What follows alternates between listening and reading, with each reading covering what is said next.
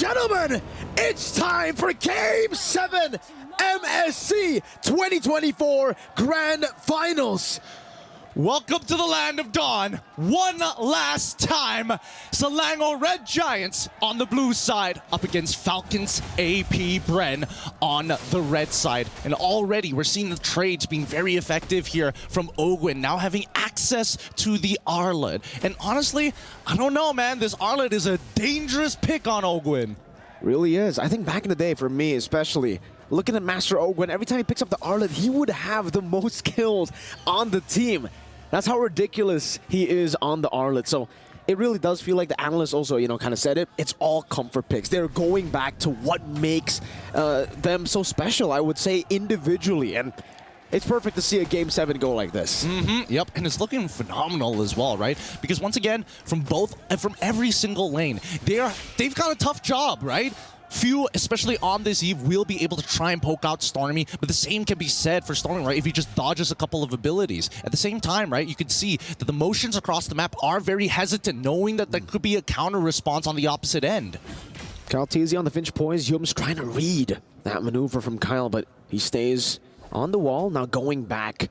Both teams, obviously, I don't know, what would you be looking for here? Flap, though, going for some damage. Kaltizi with rotation as well. Cram going to be taken very low. Flickers out to safety, doesn't get knocked up. Going for the overall Wolf King, and doesn't connect it, so Kyle gets a little bit more damage in. Okay, I think that's totally fine here, because again, Selangor Red Giants are going to be stronger once they have their big ultimates, right? Especially for Yums. Once he has them in No Fury, then maybe they can open up a couple of options. But in the meantime, right, this first turtle is going to be a little tough to contest, considering that Ggwp is giving them very good information. Okay, they know for a fact that, especially in the mid lane, is going to get shoved in, but they know that Alpha is already on his orange buff, so Falcons Apbren can take their time with this, go to the opposite side, farm back up, get that level lead to come back for this fight.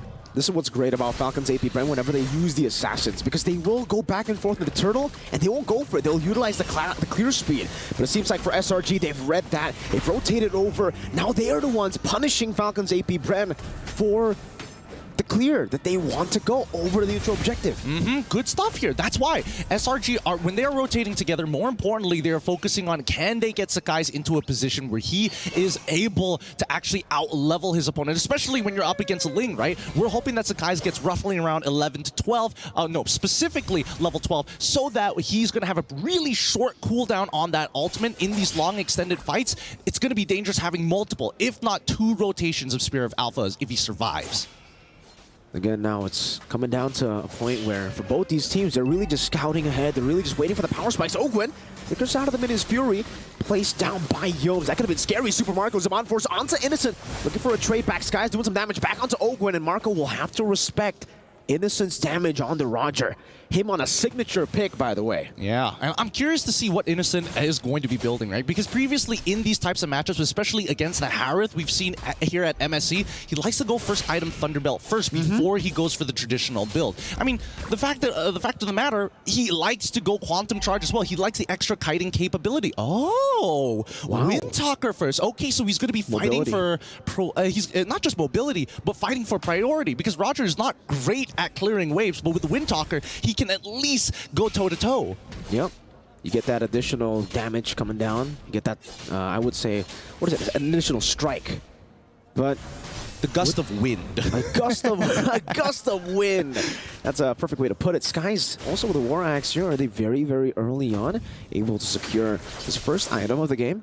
And that's really going to be good for him, because I think on the Alpha, when he used it in Game 3, I believe, it was a bit shaky when it comes to the early game. He was taken down quite a bit. So the fact that now he is able to get to his item power spike without any real hurdles is great. This mid game is going to be great for SRG. I think the best part about it all is because the laners are so even, it's going to be difficult for Kaltizi to find these freebies in the side, right? So the main time where they actually clash is during these fights of neutral objectives, these POIs. Even, I would even make an argument for River Crabs as well. Oh, Ggwp all alone up there, knocked up now. Midas Fury Yums finding 3 on the board, another knockup. It's a Tempest of Blade by Calteezy, but he can only just escape the real world, and Blade gets placed down, but Cram is swinging the sight now on the Stormy, who finds it. Finch poised by Calteezy, finding a trade back, and it is Skies that gets taken down. So at least for Falcons Apbren, they deny the turtle, but Stormy terrified. Don't run, Wolf King isn't ready. Cram gonna go in for the dive. Now with a dash forward, Cram takes him down. Nicely done. At least Stormy didn't have to use the IMU, and Innocent off of this double wave goes and takes down mid-tier 1. The tempo is strong from SRG's side. Falcons Apbren, they gotta recover from the economical damage! Final slash and the flicker, Cram is still able to survive! Now baits him in onto Yums! Cram with one last hit at the site. The Don't Run Wolf King outplays Falcons Apbren. Penalty zone from Flapteezy, straight into Calteezy, now with attempt to Blaze, knocking him up. Innocent finding the kill, now onto Kyle, he goes! You try to catch him, you think he's guilty! No! He's innocent! He does it time and time again. He's not allowed to get away with this. The law can't stop him now, man. But now, this is an insane amount of momentum that we are seeing from Selangor Red Giants. They want more! RWM, Innocent again, Lycan Pounce. Not gonna be used up just yet. Ggwp with Avengers, the final slash, shutting him down. Yums, Minions Fury early to try to disengage, and he gets Stormy out, but it's just Stormy. He's gonna have to die for it. Oh man, might have been an overheat coming in for Innocent. Talk about Caster's Curse here. As we pull it back, let's look at the items. What have they built so far? Looks like the Endless Battle is almost complete by Innocent's side, but the Starlium side then also going to be a quick Feather of Heaven, almost complete for the side of Super Marco. For Falcons Apbren, even though they've lost out on the neutral objectives, they're still able to fight. And seriously, this composition is really built for those hero moments. You got so many big plays that can happen. Flapteezy penalty zone is a bond force. Ggwp obviously with the final slash, and they can all, if they are able to get the combo, it's going to be ridiculous. I'm offended by Cram. Into the Don't Run Wolf King, no follow-up though. SRG not in the position to really all in, not on a Terizla. Yeah, hopefully Falcons Apbren don't make that same mistake where they kind of, especially in earlier stages, nobody has anti-heal at this point of time, right? So Cram is pretty dangerous if there's a lot of people, B, an entire wave in front of him. No, I think they got to play it a little bit slower, right? Because again, if we're talking about tempo, that's kind of died out for the side of SRG, right? At least from Falcons Apbren, they've kind of evened out the score in terms of who makes that first move first. And until we see Super Marco get the Holy Crystal, I think that Falcons Apbren understand that it's pretty difficult to fight cleanly. It is. It's going to be very, very hard, considering SRG, how mobile they are. That Wind Talker that we were talking about for the Prio, it now works even more for SRG because technically they can attack from different angles, and Falcons Apbren, they really have to rely on that front to back to be organized, to be coordinated. If SRG displaces them, it's going to be tough, and they know right now they're in no position to actually force out a clean fight. That's why they're giving away these neutral objectives, but it will only build SRG to be even stronger here. Come the 8th minute, come the 10th minute. Well, I don't know. The Turtle, a lot of people are like, oh yeah, Turtle's such an important neutral objective, but we gotta calm down because again, Turtle really just benefits, like, slightly benefits the team, but honestly just benefits one person who has that Turtle buff, right? We've seen time and time again that Falcons Apbren can push back, and it really boils down to that very first Lord to see the big economical swing that benefits the entirety of the team.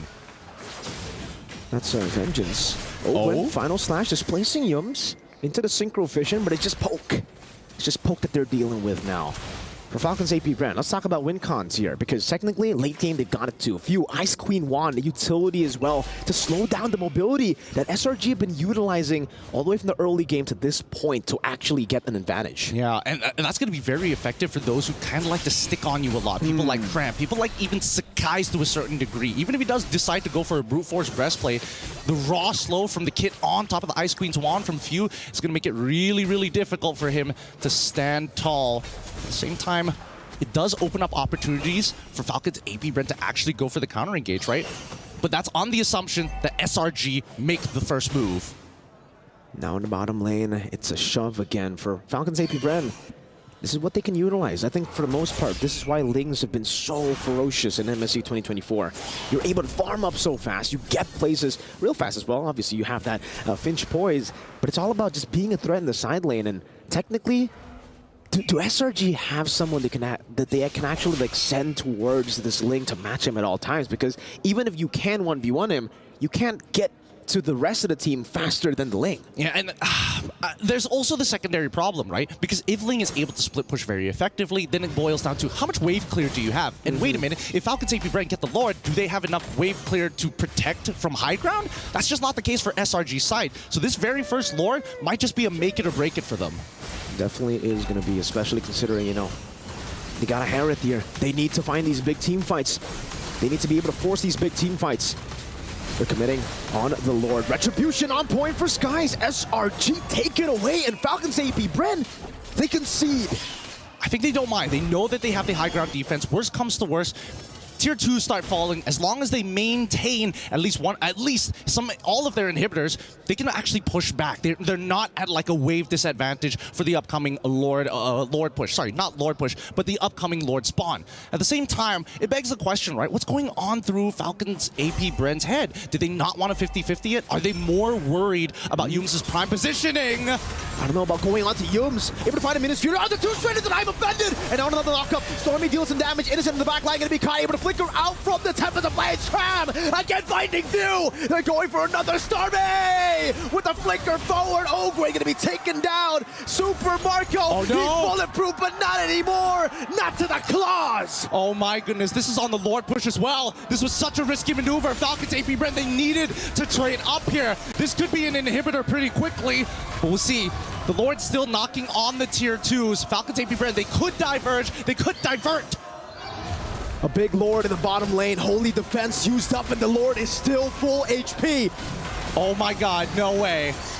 Now, I'm offended onto Flap, still going with a hammer, stolen real-world manipulation, format penalty zone into Kaltizi's damage, but Crab deals with him. It's a killing spree as Kaltizi picks up the blades. Now in the midst of it all, caught again, the glowing wanted, takes him down! Stormy finds the kill, it's another 2-for-1! This is not like this, not like this! It was supposed to be an epic battle, it was supposed to be legendary, but now Slangor Red Giants have an insane economic lead onto Falcons Apbren. 6,000 gold on match point with an inhibitor missing on the bottom side for Falcons Apbren.